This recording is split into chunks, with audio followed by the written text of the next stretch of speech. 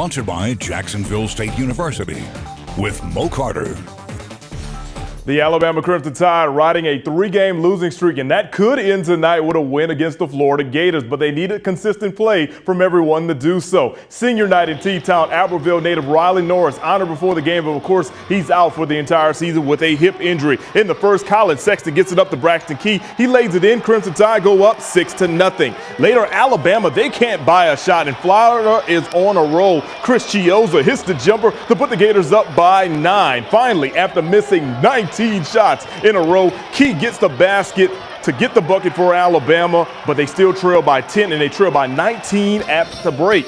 Things don't get much better in the second, but they're trying to hang in there. Lawson Schaefer comes up with a nice steal, and then watch him throw it over his head into the hands of Colin Sexton, and he finishes on the other side for a lay-in. That cuts the lead down, but it still was not enough as Sexton was trying to get it done this time with a nice pullback jumper. He finished with 14, but Florida, they were too much tonight as they were led by Jalen Hudson. This guy knocks it down right here. Gators win it 73-52. So it was another tough night for the Alabama Crimson Tide. Hannah Oliveto got a front row seat of this contest, and she joins us now from the city of Tuscaloosa. Yeah, Alabama is moving in the wrong direction as the regular season winds down. The Florida Gators hand the Tide their 4th consecutive loss tonight and put their postseason future in jeopardy. Now, after the game, Alabama players called this an embarrassing loss. The Gators defense put on a show tonight, holding the Tide to just over 30% from the field and 20% from beyond the arc. Head coach Avery Johnson says it's no one's fault but their own. But I just think collectively we got to be responsible. We got to grow up and be responsible and be mature. And this is a great life lesson.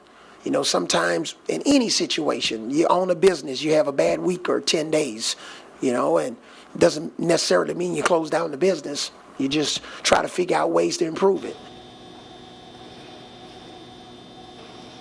Now, even with the losses, it's not over for Alabama. The Tide's strength of schedule and quality of wins over teams like Auburn, Tennessee, and Rhode Island only boost their NCAA tournament resume. And of course, how well they can do in the SEC tournament could also help. But first, they have to close out the regular season at Texas A&M on Saturday. For now, from Tuscaloosa, Hannah Oliveto, Wzdx Sports. Thank you so much, Hannah. Other action from the SEC right now. Auburn is losing to Arkansas by double digits. The game's still in progress. At the GSC tournament, the UNA women upset by West Alabama. The UNA men are eliminated by Christian Brothers. Now, it was a very busy day for our Tennessee Valley teams. 7 teams playing in the semifinals, competing for a spot at the state championship. We got highlights of that when we return. Covering high school, college, and the pros. You're watching WZDX Sports, sponsored by Jacksonville State University. Welcome back, everyone. A very busy day for Tennessee Valley High School basketball teams today at the state tournament. A total of 7 teams competing for a spot in a state title today. All right, we'll start off with Lauderdale County. The boys trying to win their first state title, but beating Hillcrest Evergreen won't be easy. The Jaguars start on a run in the third. The Tigers are already trying to play catch-up. Javon Shanes drive for the basket for the lay-in and one, but they still trail by 22 points. In the fourth quarter now, Dane Palmer shoots from beyond the arc, and it is good from downtown, but Hillcrest Evergreen gets the last laugh. They go on to win by a final of 74-48. Hillcrest will play the winner of this game, Plainview, taking on the American Christian Academy. In the second, it's Dane Heyman. Watch the spin, then the layup to put the Bears up by 8 points. Later on, it's Bailey Dukes. Not a bad name for a basketball guy. Shoots it from the top of the key, and it's good for Plainview. They take a 10-point lead. With a few minutes left before halftime, Dukes goes down low to Kobe Tinker, and he lays it in. He finished with 12 points on the day. Plainview advances to the championship game by winning 73-55. In girls 3A action, Pisgah taking on Midfield. This is actually a really good one. In the second, the game is all tied at 24 when Madison Myers knocks down a long jump shot to give the Eagles the lead. Later on, Auburn commit Annie Hughes. Watch her here. She has no trouble cutting through traffic, gets the basket for the lay-in. She had 21 points in the first half alone. Now, just before the break, it's her teammate, Molly Hurd, draining the triple to give them a 1-point lead going into the locker room. Jump all the way to the fourth quarter now. Final seconds of the contest. Game tied at 74. Hughes shoots for two. It doesn't go, but Kaylee Vaught is there for the putback, and that is your game winner, everybody. Pisgah goes on to win by a final of 76-74.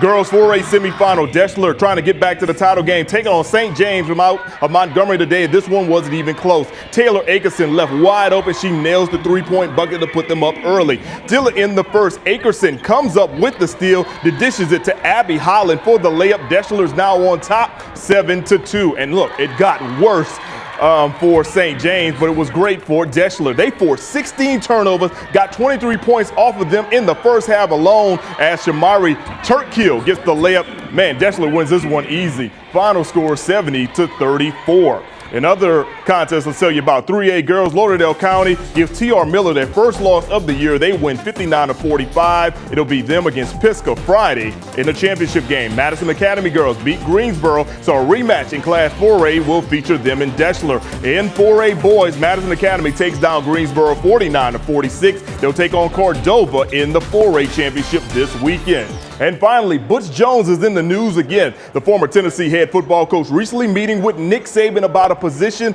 on the Alabama staff. If the hiring occurs, then Jones will be an offensive analyst for the Tide. Jones was fired back in November by the Tennessee Volunteers. That does it for sports. Stay with us. We'll be right back